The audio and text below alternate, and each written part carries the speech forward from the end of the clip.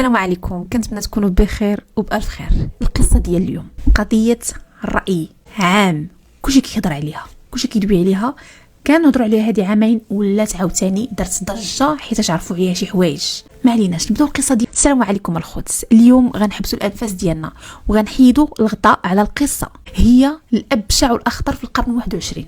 اليوم غندخلوا لواحد العالم اللي كان كيسحب لينا، كاين غير في الافلام والرعب والسينما، ولكن الحقيقة المرة هي أنه عالم حقيقي كاين وراء الستار، وكيسيروا فيه وحوش بشرية لابسين كرافاتات وبدلات غاليين. كنهضروا على إمبراطورية جيفري إبستن. هذا الملف اللي تفرقع في 2026 ماشي مجرد فضيحة، هذه نهاية العالم كيف كنعرفوه. هذه اللحظة اللي طاحت فيها الأقنعة على آلهة الأرض، الناس اللي كيحكموا البنوك والسياسة وحتى العلم. ولكن قبل ما ندخلوا في التفاصيل والاسماء، كاين واحد اللغز اللي غيخليكم تشكوا، لغز كيضربنا حنا المسلمين في العمق. في الوثائق المسربه والتحقيقات اللي دارت في قصور إبستن، لقات المخابرات حاجه ما كيتقبلهاش العقل. قطعه من ثوب الكعبه المشرفه، قطعه حقيقيه مطروزه بالذهب، كانت معلقه في واحد من اظلم غرف القصر ديالو. وهنا وقفوا معايا الخوت وفكروا بعمق. ثوب الكعبه، هاد الثوب اللي كيتغير مرة في العام بواحد الطريقة اللي مقدسة، واللي القطع القديمة ديالو كيتعطاو هدايا نادرة لملوك ورؤساء الدول فقط كعربون التقدير. شنو كيدير عند واحد بحال إبستن؟ هاد السيد اللي قصور ديالو كانت بلاصة نتاع الشياطين والجرائم، علاش حط هاد القطعة تما؟ هاد الشيء كيوصلنا لواحد الاستنتاج اللي مرعب. إبستن ما كانش غير ملياردير، كان آلهة الابتزاز. هاد القطعة غالبا هي قربان ولاء من شخصية وازنة جدا في العالم الإسلامي. تخيلوا النفوذ فين وصل. إبستن كان باغي يقول أنا واصل لبلاصة اللي نتوما كتقدسوها، وأنا شاد خيوط الناس اللي كيحميو هاد المقدسات. فاش كيكون عندك ثوب الكعبة في القصر ديالك وانت كدير فيه طقوس شيطانية، فأنت كتحاول تهين عقيدة 1.5 مليار مسلم بطريقة غير مباشرة، وفي نفس الوقت كتشبت ولا كتثبت باللي حتى واحد ما بعيد على شبكة الصيد ديالك. هاد القطعة هي دليل قاطع باللي إبستن كان شد أسرار كتهز العروش، وأسرار لو تذكرت بالسميات غتغير الخريطة السياسية ديال الشرق الأوسط للأبد. ولكن هاد النفوذ موقفش هنا. هاد الشيطان عرف كيفاش يدخل البيت الابيض من الباب الكبير. اجي نشوفوا بيل كلينتون رئيس امريكا اللي كان كيبان لينا كاريزمي وقوي. الوثائق كتقول باللي كلينتون ركب في طيارات إبستن لوليتا اكسبريس اكثر من 50 مره، وكان كيدير مناورات هوليوديه باش يهرب من الخدمه السريه غير باش يمشي للجزيره. إبستن ما كانش كيعرض عليه حيت كيبغيه، كان كيعرض عليه باش يصوروا. ولقاو لوحه شهيره في قصر إبستن، بيل كلينتون لابس كسوه زرقاء ديال العيالات وطالون في الاحمر. هاد اللوحه هي باش شادو. إبستن كان كيشوف كلينتون هو لابس ديك الكسوه وكيقول ليه انت مجرد دميه عندي، وحياتك السياسيه والتاريخ ديالك كامل بين يديا. هادشي الخوت هو اللي كيتسمى السيطره المطلقه. قبل ما تولي عنده جزيره وقبل ما تولي عنده طياره خاصه، جيفري إبستن كان كيبان انسان عادي. في السبعينات كان خدام استاذ ديال المات والفيزياء في مدرسه دالتون في نيويورك. استاذ كيقري ولاد اغنياء والناس اللي واصله. ولكن إبستن ما كانش الطموح ديالو هو الصبوره والطباشير. بذكاء خارق قدر يدخل لعالم المال وول ستريت بلا ما تكون عنده حتى شهاده في الاقتصاد. وقفوا معايا هنا الخوت، كيفاش استاذ مات اللي بسيط في ظرف سنوات قليله ولا كيسير الملايير ديال الاغنى الناس في العالم، احرى الناس في امريكا. الجواب هو انه ما كانش كيسير الفلوس، كان كيسير الاسرار. إبستن فهم باللي في العالم الاقوياء المعلومه والفضول اغلى من الذهب. بدا كيبني شبكه العلاقات، كيدير خدمات لهاد الناس وكيبين ليهم باللي هو الرجل اللي كيقضي الغرض. ولكن السلاح الحقيقي ديال إبستن كان هو الابتزاز. بنى قصور، فيلات مجهزه بالكاميرات خفيه في كل قنت، في البيوت، في الحمامات وحتى في الممرات.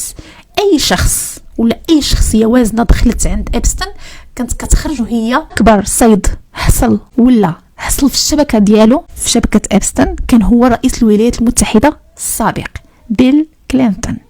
الوثائق نيويورك نتاع إبستن زعما لقاو لوحه فنيه غريبه بزاف مرسوم فيها كلينتون لابس واحد الكتوه الزرق ديال العيالات وطالون احمر وجالس في المكتب البيضاوي في البيت الابيض بطريقه مستفزه. هاد اللوحه ماشي فن، هذه رساله سياسيه. الكتوه الزرقاء كترمز على الفضيحه الشهيره ديال كلينتون مع مونيكا لوينسكي. إبستن بتعليق هاد اللوحه في القصر ديالو كان باغي يقول لكل واحد كيزورو شوفوا هاد السيد اللي كيحكم اقوى دوله، انا رديته مجرد دميه بكتوه ديال العيالات. الا قدرت ندير هكا للرئيس تخيلوا شنو نقدر ندير لكم نتوما. هذه كانت طريقه إبستن باش يفرض السيطره النفسيه ديالو، ولا كان كيضل العمالقه باش يبقى هو اللي الفوق على الجميع. هذا الابتزاز هو اللي خلى إبستن يخرج من قضايا قانونيه كبيره في 2008 بحال الشعره من العجينه. كان عنده جيش ديال المحامين، ولكن السلاح الحقيقي ديالو كان هو الخوف.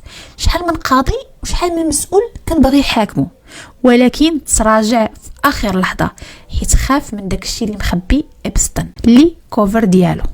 إبستن ما كانش باغي يربح الفلوس، كان باغي يربح الارواح. كان كيعبر راسو هو اللي كيسير العالم الستار. واللوحه الزرقاء تاع كلينتون كانت هي التاج ديال الامبراطوريات الابتزاز اللي بناها. من بعد كاع دوك الطيارات الخاصه والقصور ديالو كاينين قصص ديال البنات اللي حياتهم تسرقات في الشباب ديالهم. إبستن ما كانش كيجيب هاد البنات بالقوه في الاول، بل كان كيجيبهم بالخديعه. كان كيعتمد على غيسلين ماسويل اللي هي الزوجه ديالو اللي كانت هي الصياده ديالو.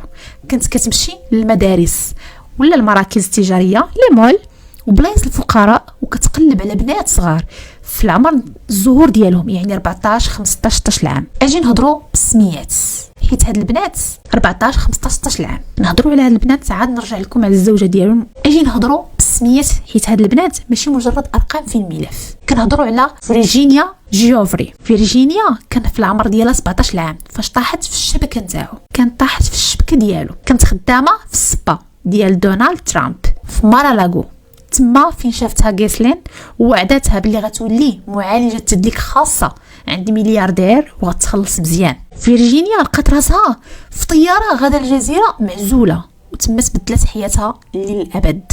ولات سلعه كيتم التبادل بها بين الملوك والامراء، وعلى راسهم الامير اندرو. وقفوا معايا هنا شويه ونحلوا هذا السيستم القذر. تخيلوا بنت في عمرها 14 عام بحال ماريا فارمر اللي كانت كتحلم تولي فنانه تشكيليه، تنستغل الحلم ديالها وقال ليها باللي غيدعم الفن ديالها، ولكن الحقيقه هو انه كان باغي يحبسها في القصر وهايو ديالو. وكان عاوتاني ساره رانسوم اللي خرجات وفضحت كل شيء وقالت باللي الجزيره كانت عباره عن سجن ذهبي. علاش إبستن وماكسويل كانوا كيركزوا على هذا السن بالضبط، يعني من 14 ل 16 عام؟ الجواب المرعب حيت هاد البنات كيكونوا باقيين عجينه في اليد، ساهل ترهبهم وساهل تقنعهم باللي حتى حد ما يصدقهم الا هربوا. إبستن كان كيدير لهم غسل الدماغ، كان كيصوروه في اوضاع خايبه وكيقول لهم الا مشيتي عند البوليس هاد التصاور غيشوفوهم باباك وماماك وغيتبروا منك. هاد التهديد النفسي كان اقوى من اي سجن بالقفوله. ولكن وسط هاد الظلام كاين بنات اللي كانت عندهم الشجاعه خياليه، كاين اللي قدروا يهربوا ويحكيوا لينا شنو كاين لداخل. اجي نشوفوا قصص الضحيه اللي قدرت تسلت من الجزيره. كاين شهادات كتقول باللي واحد البنت بقات مجهوله الاسم في بعض الوثائق خوفا على حياتها، حاولت تخرج من الجزيره بالعومان. تخيلوا الياس اللي وصلت ليه باللي الموت في المحيط وسط القروش اهون ليها من انها تبقى ليله واحده اخرى في ديك الجزيره. وكاين قصه جولييت برايانس اللي بقات محبوسه لسنوات وقدرت في الاخر تجمع ادله وتسجل اصوات وتخبي اوراق اللي كانت هي السبب باش تفرقعات الضحيه في الاول. هاد البنات هما الابطال الحقيقيين، حيت لولا الشجاعه ديالهم كان إبستن غيبقى كيدور في الطياره ديالو حتى اليوم. واللي كيضر في القلب كثر الخوت هو انه فاش كانوا كيهربوا البنات كيمشيو عند البوليس كانوا كيتصدموا باللي الحامي هو الحرامي. إبستن كان شاري البوليس وشاري القضاة. يعني هنا فين غنفهموا باللي إبستن ما كانش خدام بوحدو، كان السيستم كامل كيحميه. فاش كتشوف بنت عمرها 15 عام كتبكي وكتطلب النجدة والقانون كيدور لوجهه اخرى، كتعرف بلي هاد الشبكه واصله لبلايص اللي ما كيتصوروش العقل. هاد الضحايا ما كانوش غير ضحايا ديال ابستن، بل كانوا ضحايا ديال العالم كامل المنافق، كيشوف الجريمه وكيسكت، حيت الفلوس والاسماء الكبيره هي اللي كتحكم. دابا هنا اخوتي غنرجعوا للعقل المدبر الحقيقي ديالو. بزاف كيسحب اليوم ابستن هو كل شيء، ولكن الحقيقه هي ان ابستن كان كيبقى نكره لو ما تلاقاش بهذه السيده غيسلين ماكسويل. من هي غيسلين؟ هي بنت امبراطور الاعلام البريطاني روبرت ماكسويل. السيده تزادت وفمها معلقه ديال الذهب، كبرات وسط القصوره، كتعرف الملوك بالسميات وكتاكل مع الرؤساء الدول في تفصيل واحد. فاش مات الاب ديالها في ظروف غامضه، لقاوه طايح في اليخت ديالو في المحيط. غيسلين هربت لنيويورك وتما تلاقات بابستن، وتما الخوت تجمعات الشاميه مع المختار. الثروه ديال ابستن مع النفوذ والعلاقات ديال غيسلين، يعني تلاقاو دوك الجوج، هو من هنا وهي من هنا. غيسلين ما كانش غير صديقه، كانت هي المديره التنفيذيه للعمليات الصيد ديالو. تخيلوا معايا كيفاش راجل غريب الاطوال بحال ابستن يقدر يقنع بنت عندها 14 عام تدخل لدارو. مستحيل. هنا كيجي الدور ديال غيسلين. كنت كتمشي للمراكز التجاريه، المدارس وبلايص عروض الازياء، كانت كتدخل بابتسامه زوينه واناقه بريطانيه وصوت حنين. كانت كتقول للبنات انا خدامه مع واحد الملياردير فاعل خير تاتاشا، وباغي يعاون البنات بحالكم يحققوا الاحلام ديالهم. البنت الصغيره فاش كتشوف مراه انيقه وكتعاملها بحال بنتها، هنا فين كاين الغدر الحقيقي. هنا اصعب حاجه هي فاش الخطر كيجيك من المراه. لما كندويش على المراه اون جينيرال، كندوي على هادي. غيسلين استغلت النوع ديالها باش تبيع بنات الجنس ديالها. كانت كتدخلهم لدار ابستن، كتحيد لهم الخوف، كتعلمهم كيفاش يدلكوا زعما يديروا مساج وكيفاش يلبسوا. والاخطر من هذا الشيء كانت هي اللي كتشرف على الطقوس الاولى. كانت كتقول لهم بلي هذا الشيء عادي وبلي كاع البنات كيديروه، وهذا التطبيق مع الجريمه هو اللي كسر النفسيه ديال مئات من الضحايا. غيسلين ما كانتش كدير هذا الشيء غير حيت كتبغي ابستن، كانت كديرو حيت كانت كتعشق السلطه. يا كلاله، هي اللي كانت كترتب المواعيد للامير اندرو، وهي اللي كانت كتسهر على ان الكاميرات الخفيه خدامه وكتسجل كل شيء. كانت كتعرف بلي الارشيف اللي كيبنيوه هو اللي غيخليهم محيين. كرو معايا الخوت، هاد السيده كانت كتشوف بنات كيدمروا قدام عينيها، وكانت كتجلس كتعشى مع الملوك والرؤساء في نفس الليله وكأن شيئا لم يكن. هاد البرود كيبين بلي غيسلين ماكسويل وهي سيكوباتيه بامتياز، كانت كتعبر الضحايا مجرد وقود المحرك ديالها. فاش تلاقات مع ابستن لقات الشيطان اللي غيمول ليها الاحلام المريضه ديالها، هو لقى فيها قنطره اللي غتوصلوا لعرش العالم. راني قلتها لكم في الاول شي لقاشي. وحتى فاش مات ابستن في 2019 غيسلين غبرات. المخابرات العالميه قلبت عليها الارض وما لقاتهاش، حتى واحد النهار لقاوها مخبيه في فيلا معزوله. في المحاكمه ديالها كانت الصدمه. غيسلين ما بكاتش، ما ندماتش، بقات كتشوف الضحايا برود وكأنها كتقول لهم انا اللي صنعتكم. اليوم غيسلين محكومه ب20 عام ديال الحبس، ولكن الاسرار اللي في راسها كبر بزاف من داكشي اللي قالت. غيسلين هي الصندوق الاسود الحقيقي اللي مازال ما تحلش كامل. الا كان ابستن هو الوجه ديال الجريمه، فغيسلين كانت هي الروح المظلمه اللي خلات هذه الجريمه تستمر العقود. دابا غندخلوا لواحد المنطقه اللي غيهرب منها العقل البشري. داكشي اللي فاش كان غير قشره، ولكن هذا الشيء اللي غنقول دابا هو الحقيقه المره اللي كيحاولوا يغطيوها. في الوثائق المسربه والشهادات اللي تمنعت من نشر لسنوات، كاينين قصص كتقول باللي ابستن والناس اللي معاه وصلوا لواحد الدرجه ديال الساديه ما كايناش حتى في افلام الرعب. بشع هاد القصص هي اللي غتهضر على الطفلات القربان. كاين شهادات من ضحايا جاو كيوصفوا كيفاش شافوا بعينيهم طفله صغيره في عمر الزهور تعرضت لأبشع انواع الاغتصاب الجماعي من طرف وحوش لابسين اقنعه. ولكن الصدمه اللي غتحبس لكم الدم في عروقكم هي ان هاد الطفله ما كانتش مجرد ضحيه اعتداء، بل تقال بلي تم تنكيل بها وقتلها بطريقه طقوسيه.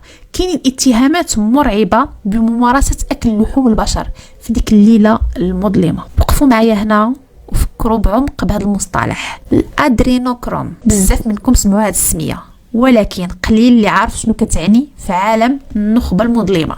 هاد الناس كيعتقدوا باللي فاش كيتعرض الطفل الصغير لاقصى درجات الرعب والتعذيب، الجسم ديالو كيفرز ماده قويه بزاف في الدم.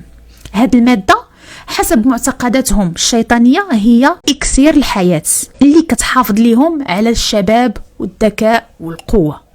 تخيلوا معايا ناس واصلين، علماء، رؤساء، كيقبلوا يمارسوا هاد الوحشيه غير باش يعيشوا عام زايد او يحسوا بنشوه اللي مريضه.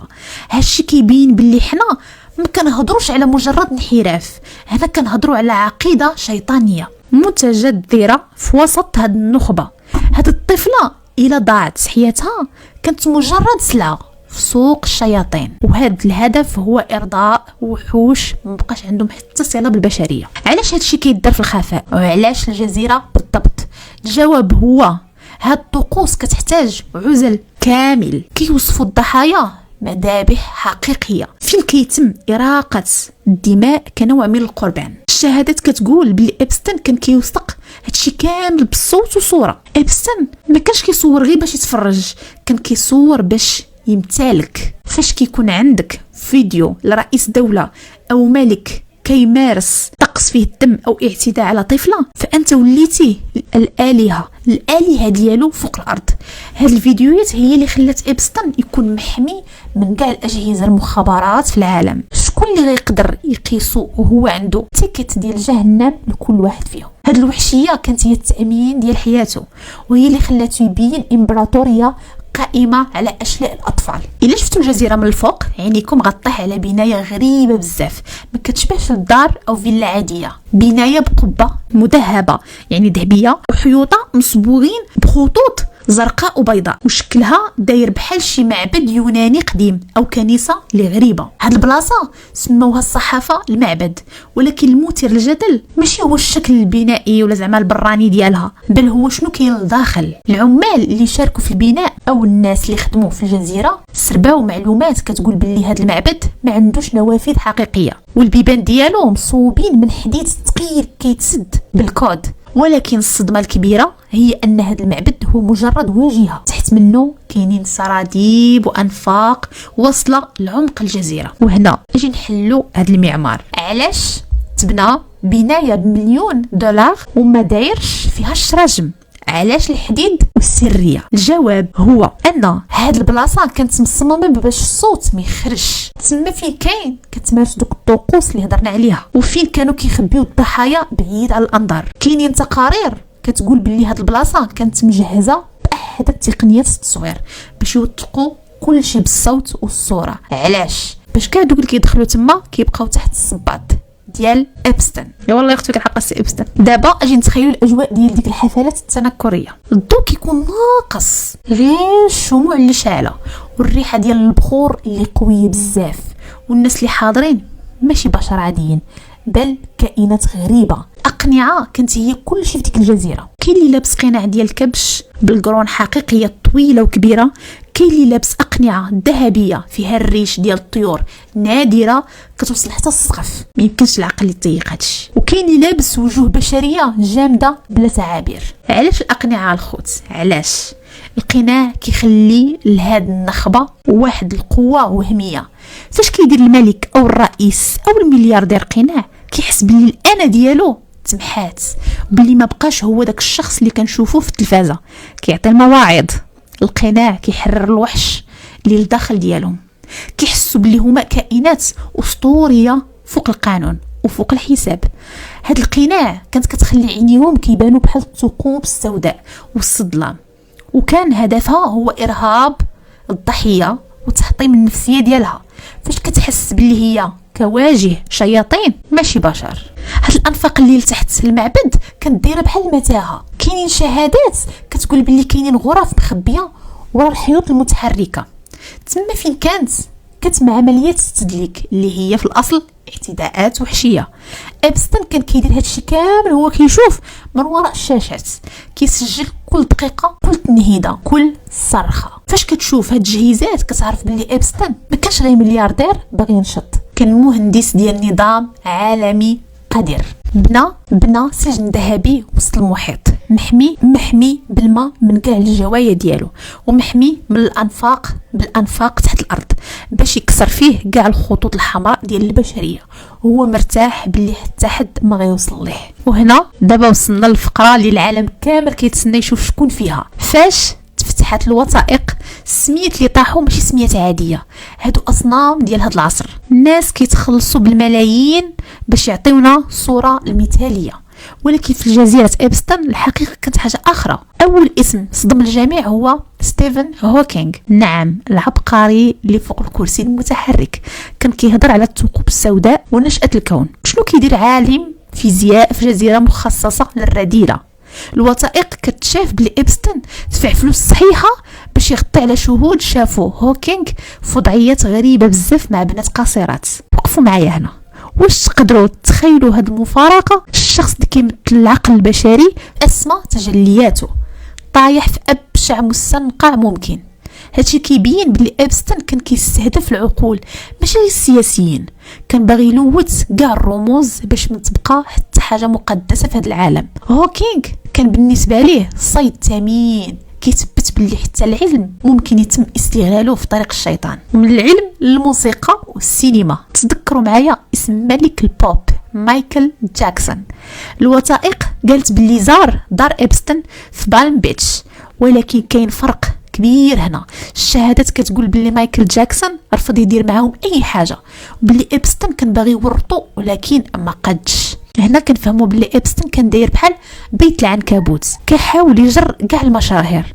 كاين اللي طاح وكاين اللي تذكر سميتو غير حيت حضر الغدا او العشاء بلا ما يعرف شنو واقع وراء بحال ليوناردو دي كابريو وتوم هانكس. اسماء كبيره ذكرات في سجلات الطيران، والناس بدات كتسائل واش كانوا كيمشيو يخدموا ولا كانوا جزء من هذيك الماسونيه المظلمه. دونالد ترامب في العلاقه قديمه بزاف. ترامب كان صديق شخصي لإبستن سنوات، وقال عليه باللي رجل رائع وكيعجبوه البنات الصغار. واخا ترامب من بعد قال باللي تخاصم معاه وقطع العلاقه ديالو معاه، ولكن السجلات كتقول باللي إبستن كان زبون دائم في منتجعات ترامب. هنا هاد الخلطة ديال السياسيين ترامب كلينتون مع فنانين وعلماء كتعطينا صورة ديال حكومة خفية. إبستن كان هو الخيط اللي كيجمع هاد الأقطاب كاملين. فاش كتشوف هاد الأسماء بلي ما كايناش صدفة، هاد الناس كاملين كانوا كيدوروا في نفس الفلك، وكان إبستن هو ثقب الأسود اللي كيمصص ولا كيمص ليهم كاع الأسرار ديالهم باش يتحكم فيهم. الخلاصة هي أن القائمة مازالت طويلة، وكل نهار كتخرج سمية جديدة كتهز العالم، من ملوك بريطانيا الأمير أندرو حتى مديرين شركات كبار بحال بيل غيتس رئيس مايكروسوفت. هاد الناس كاملين كان عندهم قاسم مشترك واحد، دخلوا المملكة إبستن وما فكروا باللي واحد النهار هاد الصندوق غيتفتح والريحة غتعطي في العالم كامل. ولكن هنا عندي واحد السؤال اللي هو كيطرح راسو، واش هاد النجوم كاملين كانوا كيمشيو حيت هما اشرار ولا كاين شي حاجه اخرى؟ الوثائق كتقول باللي إبستن كان كيستعمل الذكاء الاصطناعي والابتزاز الرقمي حتى قبل ما يعرفوا العالم. اجي نهضروا على امير اندرو، فرد من العائله الملكيه البريطانيه. هاد السيد غرق لدرجه ان الملكه اليزابيث براسها اضطرت تجردو من القابو. إبستن ما كانش كيعطيه غير البنات، كان كيعطيه الاحساس بالسلطه المطلقه، كان كيقنعوا باللي هو فوق القانون. وفاش الامير كيدير غلط إبستن كيكون كيسجل. فكروا معايا في هذه النقطه.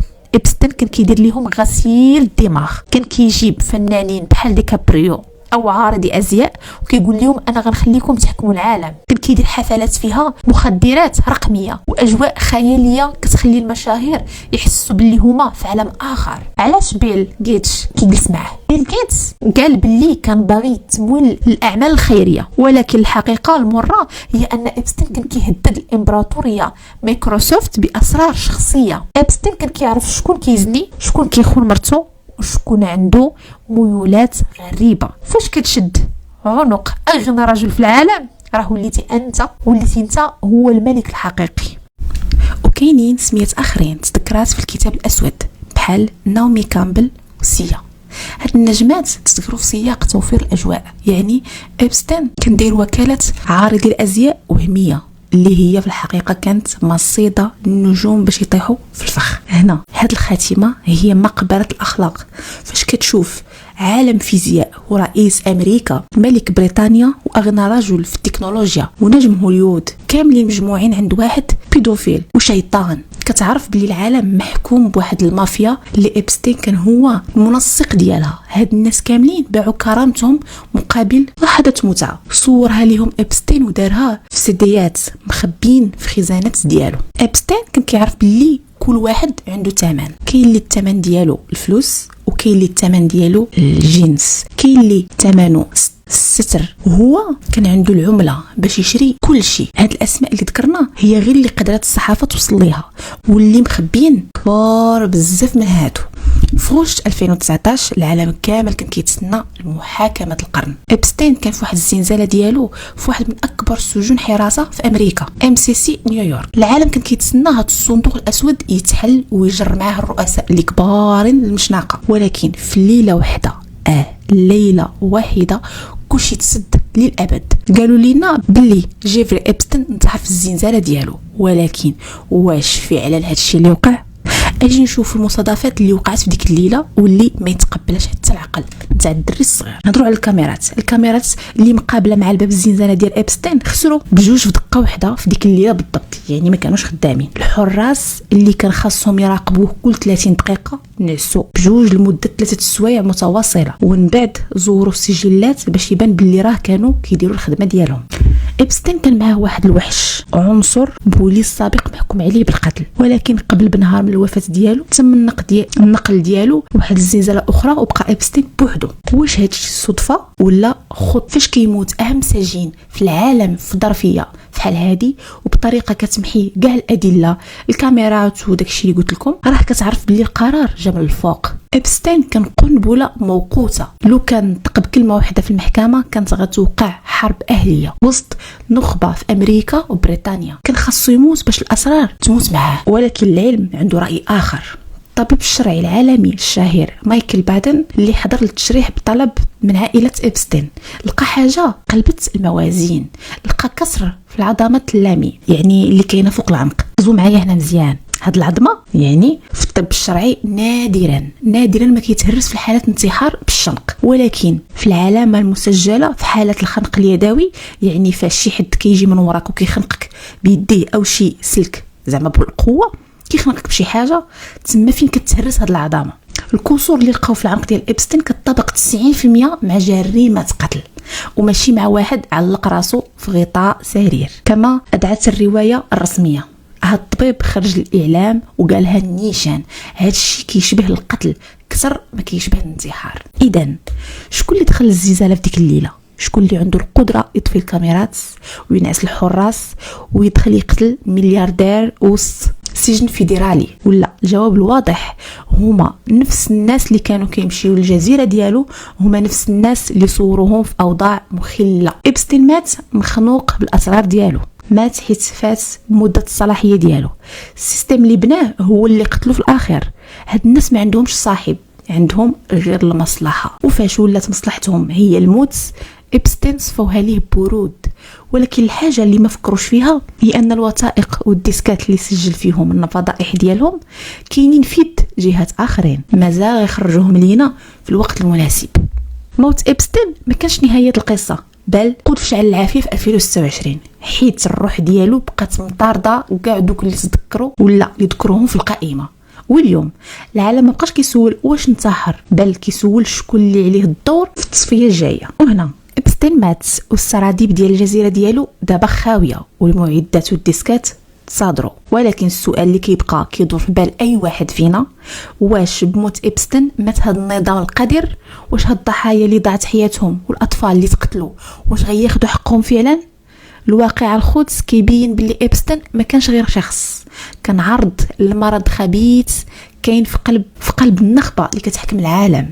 هاد الناس اللي كيبانوا لينا في القمم كشفت لينا هاد القصه باللي وراء الاقنعه والبدلات الغاليه كاينين نفوس مريضه مستعده دير اي حاجه باش تبقى في السلطه. وهنا في هذه النقطه ولا في اخر لقطه قصه إبستين علمتنا بلي الحقيقه عمرها ما كتموت، واخا يحاولوا يقنعونا ولا يخنقونا في زنزانه مظلمه، وخا يطفوا علينا الكاميرات ولا يطفوا عليها الكاميرات، ثوب الكعبه اللي لقيناه في القصر ديالو واللوحه الزرقاء ديال كلينتون وصراخات البنات اللي هربوا بالعمان في المحيط، هادشي كامل كيبقى لعنه مطارده هاد النخبه حتى القبر.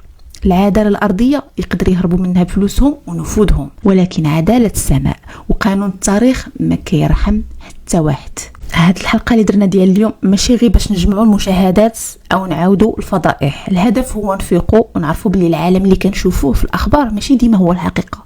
خاصنا نكونوا واقعيين ونعرفوا واش ولا نعرفوا شكون كنتبعوا وشكون كنقدسوا.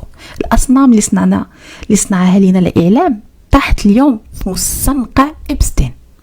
دابا الدور ديالكم من هادشي كامل اللي سمعتوه، واش كتظنوا بلي كاين إبستين اخر خدام دابا في شي جزيره اخرى في هذا العالم؟ واش كتظنوا بلي هاد الشخصيات اللي ذكرنا غيدخلوا للحبس يوما ما، ولا القائمه غتبقى غير مجرد حبر على الورق؟ خليوا لي الآراء ديالكم في التعاليق، انا غنقرا كل شيء حيت النقاش ديالكم هو اللي غيخلي هاد القضيه حيه. في الاخير كنبغي نشكر كاع الابطال والضحايا اللي قدروا يهضروا ويخرجوا هادشي للعلن، ولولاهم كنا غنبقاو عايشين في كذبه كبيره. الى عجبكم هاد المجهود وهاد التحقيق ما تنساوش تبارطاجيو الفيديو، الحقيقه محتاجه لكم باش توصل. كنت معكم بصوتي نحكي. هاد القصه امبراطوريه الشيطان، والى اللقاء في ملف اخر. كونوا على البال. تهلاو.